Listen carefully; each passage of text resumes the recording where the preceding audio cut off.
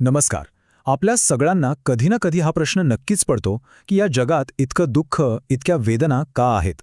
बरं, आज आपण एका ईश्वरशास्त्रीय दृष्टिकोनातून याचं उत्तर शोधण्याचा प्रयत्न करणार आहोत. हा काही आजचा प्रश्न नाहीये, हजारो वर्षांपासून विचारला जातोय.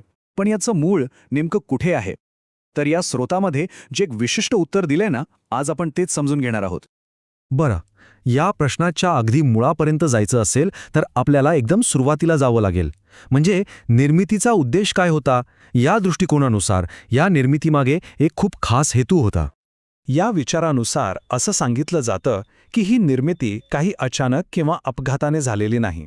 उलट यामागे एक अगदी स्पष्ट, दुहेरी उद्देश होता आणि तो सुरुवातीपासूनच ठरलेला होता. तर मग ही दोन कारणं नेमकी होती तरी कोणती? पहिलं कारण म्हणजे आदाम हा एका प्रकारे म्हणू शकतो की एक पहिला नमुना होता.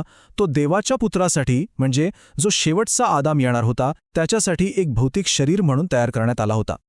पण निर्मितीचं जे दुसरं कारण आहे ना, ते खूपच इंटरेस्टिंग, खूपच नाट्यमय आहे. ते कारण होतं सैतानाने दिलेल्या एका मोठ्या आव्हानाला उत्तर देणं.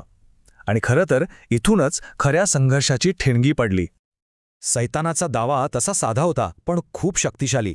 तो काय म्हणाला की देवाचा जो प्रेमाचा नियम आहे तो त्याने निर्माण केलेल्या जीवांना पाळणं शक्यच नाही. तो एक प्रकारे अन्यायकारक आहे. कोणीच तो पाळू शकत नाही. आणि यालाच उत्तर म्हणून देवाने इयोबसारख्या व्यक्तीचं उदाहरण दिलं. म्हणजे बघा, इतकं दुःख सहन करूनही तो देवाच्या मार्गावर ठाम राहिला. यातून देवाला हेच दाखवून द्यायचं होतं की त्याची निर्मिती सैतानाचा दावा पूर्णपणे खोटा ठरवू शकते. पण मग प्रश्न येतो की इतकी सगळी योजना जर परिपूर्ण होती तर मग ती चुकली कुठे, फसली कशी? चला, आता आपण त्याच निर्णायक क्षणाकडे वळूया. आणि नेमकं इथेच आदम फसला. त्याने देवाच्या आज्ञेपेक्षा हवेवरच्या प्रेमाला जास्त महत्त्व दिलं. ती त्याची निवड होती आणि त्याच निवडीमुळे तो सैतानाच्या फसवणुकीला बळी पडला आणि त्याने पापाचा मार्ग स्वीकारला. आणि गंमत बघा, पापाची निवड करून आदामाला काही स्वातंत्र्य वगैरे मिळालं नाही. उलट तो पापाचा गुलाम बनला. म्हणजे स्वातंत्र्याची जी कल्पना होती ती पूर्णपणे एक भ्रम ठरली. तर या आध्यात्मिक युद्धामध्ये आदम हरला होता आणि नियम अगदी सरळ होता. जो कोणी हरतो तो जिंकणाऱ्याचा गुलाम बनतो. आणि याचाच अर्थ मानव सैतानाचा गुलाम बनला. या एका पराभवाचे परिणाम इतके भयंकर होते, इतके विनाशकारी होते की त्यामुळे फक्त मानवाचाच नाही तर अख्ख्या जगाचं स्वरूपच बदलून गेलं. आणि हा बदल किती मोठा होता याचा पुरावा आपल्याला तेव्हा मिळतो जेव्हा सैतान स्वतः येशूला म्हणतो की जगावरचे सगळे अधिकार आता माझ्याकडे आहेत. म्हणजे जो अधिकार मानवाने गमावला होता तो आता सैतानाच्या हातात गेला होता. आणि यामुळे झालं काय की जगात दोन वेगवेगळ्या व्यवस्था तयार झाल्या. एकीकडे देवाचं प्रेमावर आधारलेलं राज्य आणि दुसरीकडे सैतानाचं सत्तेवर आधारलेलं राज्य, जिथे फक्त एकच नियम चालतो, बळी तो गान पिळी. आणि हा जो सत्तेतला बदल होता ना, त्यामुळे जगात दुःख आणि अन्याय पसरला. खरं तर सगळ्या वेदनांचं मूळ कारण हेच आहे असं हा स्रोत सांगतो.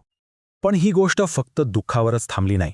आदामाच्या त्या पराभवाने या जगात एका नवीन आणि खूप भयंकर वास्तवाला जन्म दिला. आणि ते वास्तव होतं मृत्यू. पण इथे मृत्यू म्हणजे फक्त शरीराचा अंत एवढंच नाही. पापाचा जो हा परिणाम होता ना, त्याचे दोन भाग होते. पहिला होता आध्यात्मिक मृत्यू. म्हणजे काय तर जीवनाचा जो मूळ स्रोत आहे तो देव, त्या देवापासून पूर्णपणे तुटून जाणं. आणि त्यानंतर आला शारीरिक मृत्यू. हे एक प्रकारे वचनच होतं की मानवाचं शरीर जे मातीपासून बनलंय ते एक ना एक दिवस क्षीण होऊन पुन्हा मातीतच मिसळून जाणार. हा तो अंतिम आदेश होता असं म्हणता येईल, ज्याने त्या पतनानंतर मानवाचं शारीरिक भवितव्य काय असणार हे कायमचं निश्चित केलं. तर या सगळ्यामुळे आपल्यासमोर एक खूप मोठा प्रश्न उभा राहतो की जर जग पापाने इतकं तुटलेलं आहे, इतकं विस्कळीत झालं आहे, तर मग निर्मितीचा जो मूळ उद्देश होता तो पूर्ण कसा होणार? हा एक असा प्रश्न आहे ज्यावर विचार करायला नक्कीच जागा आहे.